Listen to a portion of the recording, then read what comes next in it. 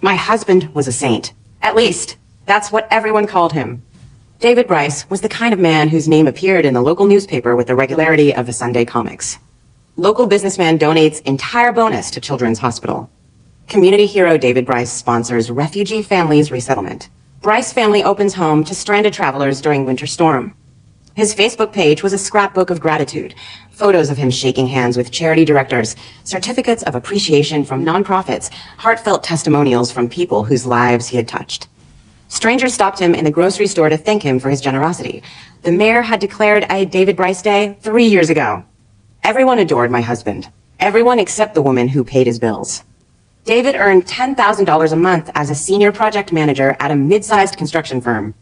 It was a solid, respectable income, the kind of money that should have meant a comfortable life for our family, but David had a calling. He believed, with the unshakable conviction of a man who had never been told no, that his true purpose on this earth was to give, not to provide, not to plan, not to build a stable foundation for the people who depended on him. T.O. give, T.O. strangers, T.O. charities, T.O. anyone who asked. Every month, on the 1st, his paycheck would arrive, and every month, by the 3rd, it would be gone. Transferred out in a cascade of automatic donations, each one carefully itemized in the budgeting app, he treated like a sacred text .500 to the food bank. 1,000 to the Children's Hospital .2,000 to the Refugee Resettlement Fund .1,500 to the animal shelter. The amounts varied, but the total never did. $10,000 in, $10,000 out, .0 left for the mortgage, .0 left for the car payments. 0 left for his parents' mounting medical bills, .0 left for our 5-year-old son Toby's kindergarten tuition. That all fell to me. MY salary as a mid-level marketing director covered the basics. The roof over our heads, the food on the table, the gas in the car. But the basics kept expanding. David's parents, Harold and Margie, had moved in with us 2 years ago after Harold's heart surgery. Their medical bills were a slow-motion avalanche. Toby's kindergarten, the only one in the district with a special education program for a speech delay, cost more per month than our mortgage. The car needed repairs. The furnace needed replacing. And every time I tried to carve out even the smallest space in David's budget for our family's survival, I was met with the same response: moral outrage. The confrontation I remember most clearly happened on a Tuesday evening in November. I had just finished reviewing our accounts, and the numbers were as stark as they always were. My salary was stretched to the breaking point, and the next wave of bills was due in 10 days. I found David in the living room, scrolling through his phone, presumably researching his next charitable contribution. "David, can we talk?" He looked up, his expression already guarded. "What's wrong?" "Nothing's wrong. I need to ask you something. Could you possibly keep back just a small portion of your salary for the household? Even 5% would make a huge difference. I'm drowning here, and I can't keep doing this alone." The change in his face was immediate and absolute. The guardedness vanished, replaced by a wounded, self-righteous indignation that I had seen 100 times before. "Rita, my money is earned through my hard work. What I do with it is my business. When did you become so controlling?" "Controlling? David, I'm not trying to control you. I'm trying to keep our family afloat. The mortgage is due next week. Toby's tuition is overdue. Your parents' prescriptions need refilling. I can't cover all of it on my salary alone. So, you want me to stop helping people? You want me to tell the food bank that my wife's mortgage payment is more important than feeding hungry children? I want you to tell the food bank that your family's survival matters too. I want you to act like a husband and a father before you act like a philanthropist." Before David could respond, his mother's voice cut through the room. Margie Bryce was standing in the doorway, her arms crossed, her expression one of profound disappointment. "Our son is a celebrated philanthropist in this community, Rita. Instead of being proud to stand beside him, you're trying to find ways to funnel his income for yourself, tarnishing his good name. How can you be so selfish?" "Margie, I've been paying for your medications out of my own pocket for 2 years. I've never asked for a dime. How is asking my husband to contribute to his own family's expenses selfish? David's work is bigger than this family. He is making the world a better place. You're just making dinner." The words hit me like a slap, and I looked at David, waiting for him to defend me. He didn't. He just stood there, his expression settling back into that comfortable, wounded righteousness, as if I had attacked him by asking for help. And then, from the corner of the room, a small voice spoke up. Toby, our 5-year-old son, was sitting amid a scattered pile of toy cars. He looked up at me with an expression of pure, childish fury. "Mommy is mean. She wants to stop Daddy from being a hero." The room went silent. David's expression flickered with something that looked almost like triumph. Margie nodded approvingly. And I looked at my son, who'd been taught to see my desperation as villainy, and I felt something inside me shift. You're right, I said quietly. I'm the problem. I've been trying to hold this family together while your father plays hero with money we don't have. I've been paying for everything while he gets the glory. I've been a villain in this story, so he can be the saint, and I'm done. I turned and walked out of the living room. Behind me, Margie was already launching into a fresh round of praise for her son, and David was already settling back into his comfortable narrative of persecution. Toby had gone back to his cars. No one followed me, and no one ever did. I walked into her bedroom, closed the door, and called my boss at Sterling and Associates. Margaret, I said when she answered. The 6-month executive training program in London, the immersive one. Is the offer still open? It is. But Rita, you told me last month you couldn't accept. You said your family needed you. I was wrong. They don't need me. They need someone to pay the bills while they worship a man who gives away money that isn't his. I'm done being that person. There was a pause. Then Margaret Vanston, the CEO who had built her empire from nothing, said quietly, I've been waiting for you to make this call for 2 years. The position is yours. You leave in 2 weeks. The morning of my departure was gray and cold, a light snow dusting the sidewalks. I had packed a single suitcase with the essentials, work clothes, toiletries, my grandmother's quilt, and I had left a folder on the kitchen counter. The folder contained a detailed breakdown of every household expense for the next 6 months, the mortgage, the car payments, Harold's prescriptions, Margie's physical therapy, Toby's kindergarten tuition, the utility bills, the grocery budget, everything I had been paying for laid out in black and white with due dates and account numbers and contact information. David was sitting at the kitchen table when I walked in, a cup of coffee in his hand. He looked at my suitcase with an expression of mild curiosity, as if he couldn't quite process what he was seeing. Going somewhere? I'm leaving for 6 months. The executive training program in London. I told you about it 3 months ago, but you probably don't remember. You were too busy organizing the canned food drive. 6 months? Rita, you can't just leave. What about Toby? What about the house? What about? The folder on the counter has everything you need. Due dates, account numbers, contact information. You'll figure it out. You're a hero, remember? Heroes always figure it out. I kissed Toby goodbye. He was watching cartoons and barely looked up and walked out the door. The Uber was waiting. The airport was an hour away. And by the time David Bryce realized I wasn't coming back that evening, I would be somewhere over the Atlantic, flying toward a future that did not involve being the villain in someone else's saint story. The first 2 weeks were a slow-motion collapse, and I watched it happen from 5,000 miles away. London was gray and beautiful, the executive training program rigorous and absorbing, and my evenings were spent in a small but comfortable flat paid for by the company. I had left my phone number unblocked for exactly 3 people, my boss, my best friend, and Toby's kindergarten. The first call came from the mortgage company, not to me, to David.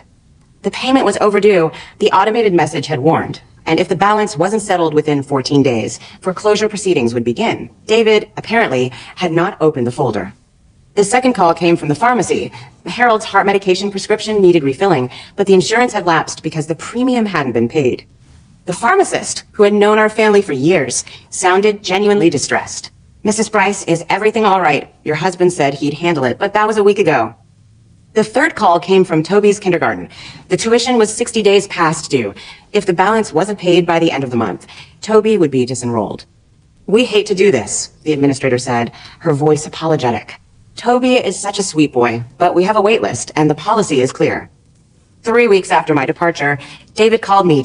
IT was the first time he had initiated contact since I'd left.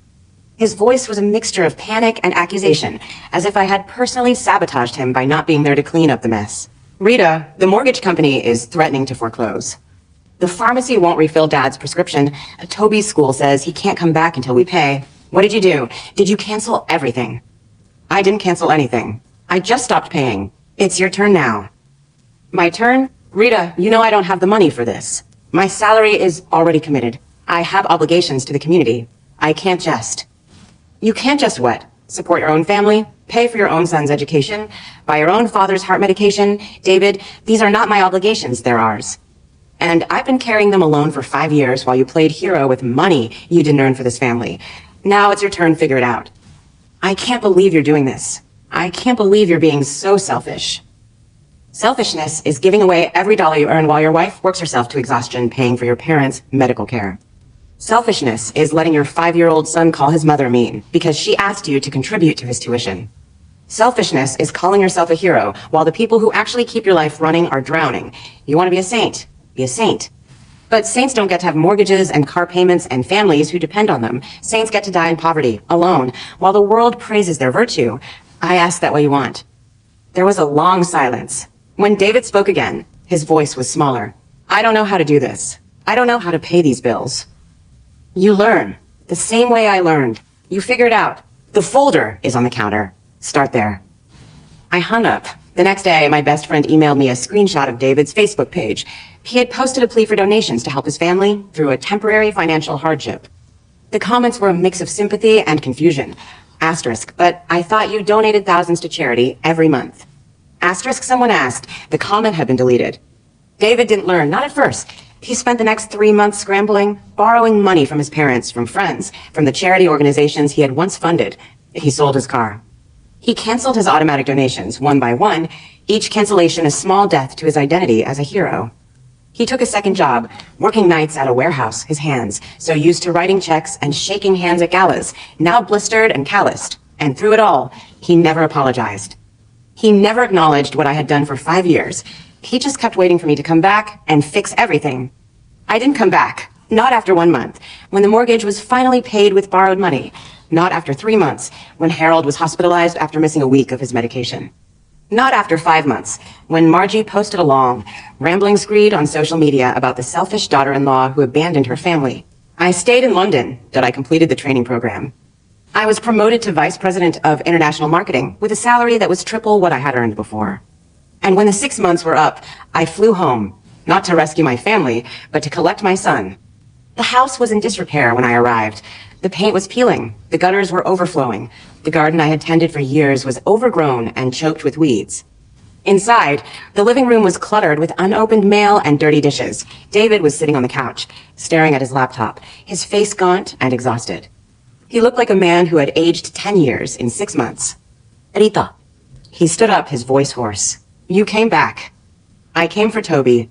Toby was in the corner, playing with the same toy cars he'd had when I left. He looked up at me with wide eyes, eyes that had lost some of the righteous fury I remembered. Mommy, I knelt down. Toby, I'm back. But I'm not staying here. I've gotten a new job, a better job, and I've found a place for us to live. Just you and me. His lower lip trembled. Is Daddy coming? No, baby. Daddy is going to stay here. But you'll see him whenever you want. I promise. David stepped forward, his expression crumbling. Rita, please. I can't do this alone. It's been so hard. I had no idea. I had no idea how much you were doing. I'm sorry. I'm so sorry. I know you are, but sorry doesn't fix 5 years of being treated like a villain for asking my husband to be a partner. Sorry doesn't fix our son calling me mean because I wanted his father to contribute to his education. Sorry doesn't fix your mother calling me selfish while I paid for her medications out of my own pocket. You've had 6 months to learn what I did for 5 years. Now you get to keep learning alone. I took Toby's hand and led him toward the door. Behind me, David was crying, real tears, the kind I had never seen him shed before. And for a moment, I felt a flicker of something that might have been pity, but it passed. I had spent 5 years drowning in pity. I was done. As we reached the front door, Margie appeared in the hallway. Her face was pale, her posture shrunken. Rita, she said quietly, I was wrong about everything that I didn't understand. I didn't see how much you were carrying. Please don't take Toby away. Please don't destroy this family. I looked at her for a long moment. The family was destroyed a long time ago, Margie. I just finally stopped pretending it wasn't. I walked out the door. Toby's small hand was warm in mine. And behind me, David Bryce, the saint who had given everything to strangers and nothing to his family, was learning, at last, that heroism begins at home. And that no one, no matter how noble their cause, gets to be a saint at someone else's expense. Third-party objective commentary by Margaret Vanstjen, CEO, Sterling and Associates. In 30 years of executive leadership, I have witnessed countless women sacrifice their careers, their health, and their futures on the altar of a husband's ambition, whether that ambition is corporate, creative, or, as in Rita Bryce's case, moral. The saint husband is a particularly insidious archetype because his selfishness is cloaked in the language of virtue. He does not spend his money on gambling or mistresses. He spends it on orphans and refugees, and the wife who asks him to redirect even a fraction of his resources toward his own family is painted as greedy, controlling, and spiritually bankrupt. Rita's decision to accept the London placement was not an abandonment. IT was a strategic withdrawal from a fundamentally exploitative arrangement. For 5 years, her labor had subsidized her husband's hero complex. The mortgage she paid, the groceries she bought, the medical bills she covered, all of it freed David Bryce to donate his income while enjoying the comforts of a home he did not financially sustain. Rita was not asking him to stop giving. She was asking him to share the burden of providing. His refusal, and his family's demonization of her for making the request, revealed the rot at the core of his sainthood. The 6-month training program was the crucible that transformed her from a woman trapped in a cycle of exploitation into an executive with the clarity and resources to leave. The most telling detail in the aftermath is not David's collapse, which was predictable, but Toby's silence. The son who had been taught to call his mother mean had, in 6 months, witnessed the truth of who held the family together. Children see more than we credit them for. And what Toby saw, in the end, was that his father's heroism was a performance, and his mother's love was the only real thing in the house.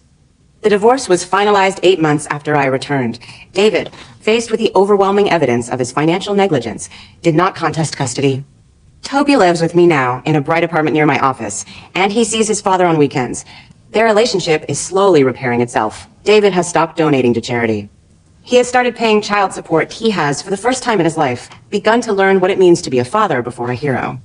I am the vice president of international marketing at Sterling and Associates. I travel often to have a team that respects me, a salary that supports my son, and a life that I built with my own hands. The woman who was called selfish for wanting her husband to contribute to his own family became the woman who taught her son that real heroes don't need applause. The husband who gave away every